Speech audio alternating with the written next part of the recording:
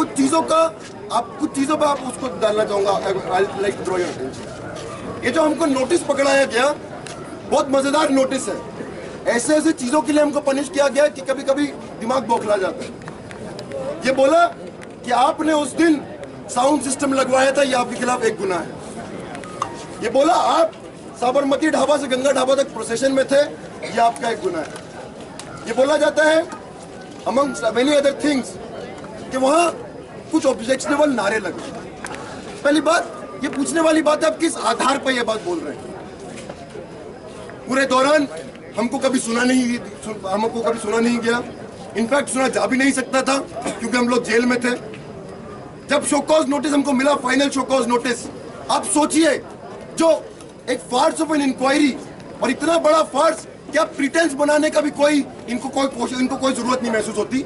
तो जेल में, हम जेल के अंदर हैं, हमको चिट्ठी पहुंच जाती है कि आपको गिल्टी करार दे दिया गया है और आप हमको बताइए आपके खिलाफ एक्शन क्यों नहीं लेना चाहिए। उस समय भी हमने इसको खारिज किया था, वहां जेल के अंदर इसको एक्सेप्ट करने से मना किया था। ये बात बोली थी कि जब हमको सुना ही नहीं गया तो हम किस बात की गिल्टी हमको करार दिया गया है। आज बोल रहे हैं कि वहां आपने ऑब्जेक्शनेबल नारे लगाए, किस आधार पर बोल रहे हैं। ये बात सामने आ गई है कि डॉक्टर वीडियोस का इस्तेमाल हुआ था। ये बात सामने आ गई है कि आप डॉक्टर वीडियोस को भी मानिए। जो डीएम का रिपोर्ट है, जिन लोगों को पनिश किया गया है उन लोगों ने ये नारे नहीं लगाए। लेकिन उससे एक गंभीर बात है, ये स्लोगन को कुछ दिनों पहले बोला जा रहा था एंटी नेशनल स्लोगन, आज बोला जा रहा है उसको बदल दिया, उसको बोला जा रहा है ऑब्जेक्शनेबल स्लोगन। अगर ब्राह्मणवाद, सामंतवाद, साम्राज्यवाद के खिलाफ नारे आपको ऑब्जेक्शनेबल लगते हैं और आपके सेंटिमेंट हर्ट होते हैं तो होने चाहिए, और वो दिखाता है कि आप किस तरफ खड़े हैं। उस दिन कुछ और नारे लगे थे जो आपको ऑब्जेक्शनेबल नहीं लगे।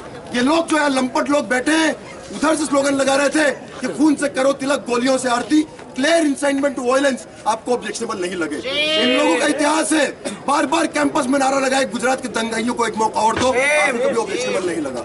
आपको कभी ऑब्जेक्शनबल नहीं लगा जब 2012 में यहाँ चुनाव हो रहे थे, यही लोग सारे के सारे हिस्ट्री शीटर हैं, वहाँ महिलाओं के सामने डायरेक्ट करके उनकी तरफ उंगली दिखा के बोल रहे थे गुजरात के रेपिस्टों को और एक मौका और दो, आपको कभी ऑब्जेक्शनबल नहीं। इनका जो अभी तो एक नया प्रशासन है, लेकिन इस प्रशासन का और यहाँ के संघियों का एक बहुत पुराना रिश्ता है। इतने सारे इंसिडेंट्स पिछले 7 साल में मैंने यहाँ देखे हैं और कभी प्रशासन इनके खिलाफ एक बार भी एक्शन नहीं लिया। अलग अलग इंक्वायरी बैठी है। 2007 में पूरा पंडाल प्रेसिडेंशियल डिबेट में उन्होंने पूरा डिस्ट्रॉय कर दिया था। सैकड़ों छात्रों ने जाके विटनेस दिया था कि इन लोगों ने वहां वायलेंस अनलीश किया था, एक ही खिलाफ पनिशमेंट नहीं लिया। मुझे याद है 2011 का वर्ल्ड कप इंडिया पाकिस्तान का मैच था सेमीफाइनल में, वहां जाके एक अध्यापक को मारा, उसके बाद जाके कश्मीरी महिला में बेर का बॉटल फेंक के कश्मीरियों को पीटा, बहुत सारे छात्रों को पीटा, एक के खिलाफ एक्शन नहीं लिया। लेकिन जब 2012 में जो मैंने बोला वहां खुला धमकी दिया, इस तरह की कॉम्युनल बातें करी, आज तक किसी को पनिश नहीं किया। और आज हमेशा एक के बाद एक, आज हमें इतिहास टटोलने की जरूरत है, इस प्रशासन का इतिहास को टटोलने की जरूरत है और अपना कुछ इतिहास को टटोलने की भी जरूरत है। इन लोगों को लगता है मार्च में इंक्वायरी खत्म हुई थी, अभी अप्रैल का आखिरी महीना, आखिरी हफ्ता है, और ये लोग सोच रहे हैं कि छुट्टियों में, एग्जाम के बीच में हम ये लेकर आएंगे तो लोग इसका विरोध नहीं करेंगे। अपने इतिहास को देखते हैं। 2007 की बात है, यहाँ के 10 छात्रों को रेस्ट्रिकेट कर दिया था कि यहाँ के मजदूरों के मिनिमम वेजेस के लिए खड़े हुए थे, इसी समय रेस्ट्रिकेट किया था।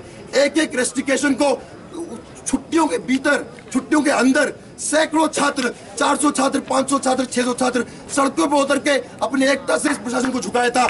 आज इसको हमारे सामने चैलेंज थ्रो किया है। उनको लगता है कि वेकेशंस के दौर में हम लोगों को अगर ये पनिश करके बच जाएंगे तो हम इनको बताना चाहते हैं संघर्षों का कोई वेकेशन नहीं होता, कोई छुट्टियां नहीं होती संघर्षों की। एक एक दिन, चाहे हमारा एग्जाम हो, चाहे हमारी छुट्टियां हो, चाहे हमारा एमफिल हो, चाहे हमारा पीएचडी हो, हर एक छात्र जो इस कैंपस में है, आज हम सबका ड्यूटी है कि इसके खिलाफ हम लोग एकजुट हैं। आज हम कुछ लोगों की बात नहीं है, उन लोगों की बात नहीं है 3 छात्र जो रेस्ट्रिकेशन फेस कर रहे हैं, उन लोगों की भी बात नहीं है जो लोग यहाँ से आउट ऑफ बाउंड कर दिए गए, या लोगों को फाइन कर दिया, हॉस्टल निकाल दिया गया है। आज जो हमारे प्रेसिडेंट ने बात बोली, इस कैंपस को बचाने की और आने वाले दिनों में इस कैंपस को और डेमोक्रेटिक बनाने की लड़ाई है। इस कैंपस के साथ साथ इस समाज में आज हर जगह जो एक लिंच मॉब आप देख रहे हैं, अभी कुछ दिन पहले एक जर्नलिस्ट मोहम्मद आजमी के घर को जाकर तोड़फोड़ मचा दिया, कुछ दिनों पहले प्रोफेसर साईं बाबा को जाके मार दिया। आज एक बात, एक चुनौती दी है, 1 इंच की जगह नहीं देंगे इन लोगों को, एक चीज लड़ेंगे। अगर आज यहाँ कुछ 10,000, 20,000, 500 रुपए, 10 रुपए, 5 रुपए की बात नहीं है, अगर 1 रुपया भी आप फाइन करेंगे, हम 1 रुपया भी आपको नहीं देंगे, क्योंकि आज प्रिंसिपल समाज, हम कोई क्रिमिनल नहीं है, हमने कोई गुनाह नहीं किया। अगर आपको क्रिमिनल को खगालना है तो आप जाइए पार्लियामेंट के अंदर, आपको बहुत सारे क्रिमिनल मिलेंगे। साथियों, एक बात और, तो ये इंक्वायरी कमेटी बोलता है, बहुत मजेदार बात है, मुझको और अनिर्बान को जो नोटिस मिला उसमें बोला आपने कास्टिस्ट, कम्युनल और रीजनल फीलिंग को इवोक किया है। किस आधार पर?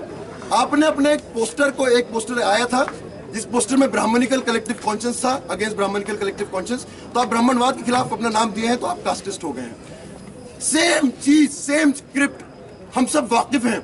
किस तरीके से रोहित वेमुला को भी कास्टिस्ट बोला गया था, किस तरीके से हैदराबाद सेंट्रल यूनिवर्सिटी को जिस तरीके से आज जेएनयू को बोला जा रहा है कि Dane of anti national, Dane of casteist communal elements, same भाषा का इस्तेमाल किया गया था।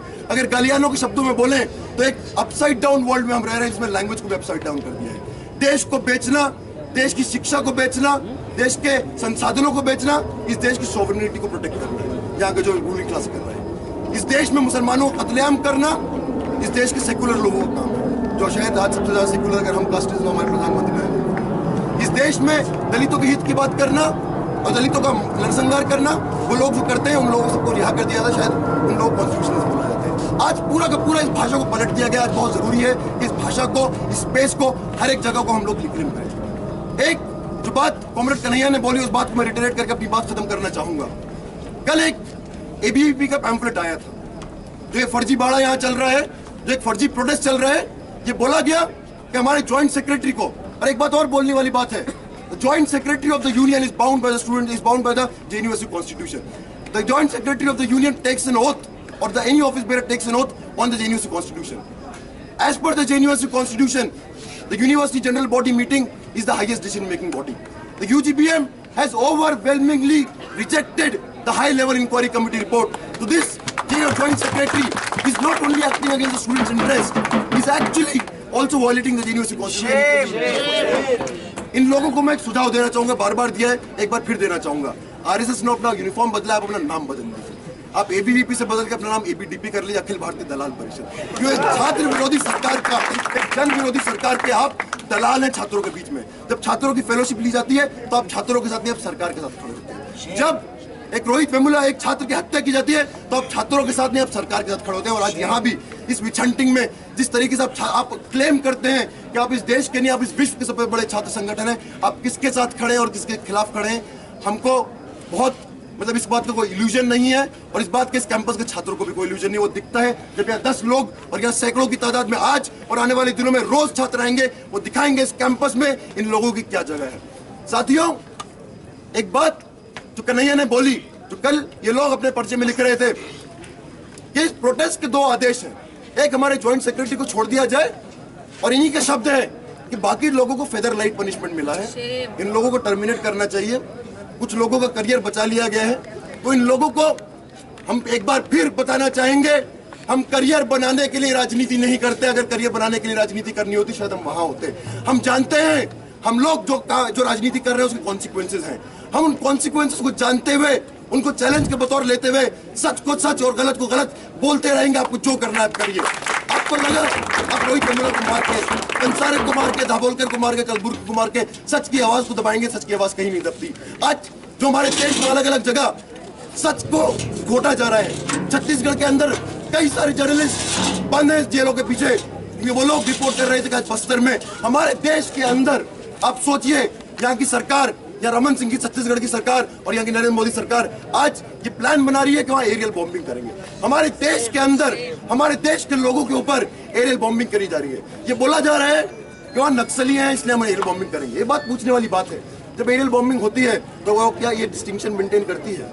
और अगर कुछ लोग मजबूर हुए हैं, कुछ लोग हथियार उठाए हैं, तो क्या स्थिति थी? आज बेला भाटिया बोलती हैं कि इस देश में और छत्तीसगढ़ स्टेट में कोई ओपन एक्टिविटी का, कोई नॉन वायलेंट रेजिस्टेंस की जगह नहीं रह गई है। आप बेला भाटिया को, आप जगदलपुर लीगल एड ग्रुप को, आप एचसीयू के छात्रों को, आप जेएनयू के छात्रों को अगर आप इस तरीके से अटैक करेंगे तो हम इसको चैलेंज के बतौर लेते हैं और हर एक अटैक का मुंह तोड़ जवाब देंगे।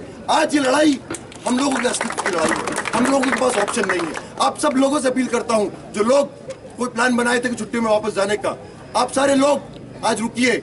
इस हमारे लिए जो ये अटैक है बहुत अनप्रेसिडेंटेड अटैक है। अगर इस अटैक को नहीं बचा पाए, अगर हमने ये फाइन दिया, अगर हमने पनिशमेंट एक्सेप्ट करी, तो शायद कुछ लोग शायद बच जाएं कुछ दिनों के लिए रस्टिकेट होके। लेकिन इस कैंपस का जो डिबेट कल्चर है, इस कैंपस का जो छात्र आंदोलन है, जो हमेशा इस देश के शोषित उत्पीड़ित लोगों के साथ खड़ा हुआ है, उस पर बहुत बड़ा तमाचा होगा। और ये तमाचा हम कभी नहीं सहेंगे। तमाचा हम मारेंगे यहाँ के वाइस चांसलर के शक्ल पे, तमाचा मारेंगे यहाँ के, तमाचा मारेंगे हम स्मृति ईरानी पे, नरेंद्र मोदी पे, आरएसएस की सरकार पे। और हम लोग झुकने वाले नहीं हैं। आप लोग सारे लोग सुन लें, एक एक आने वाले दिनों में हर लड़ाई को पूरे, it's a fight to the finish. This hunger strike is not getting over before all the punishments are revoked. शुक्रिया, इनकलाब जिंदाबाद।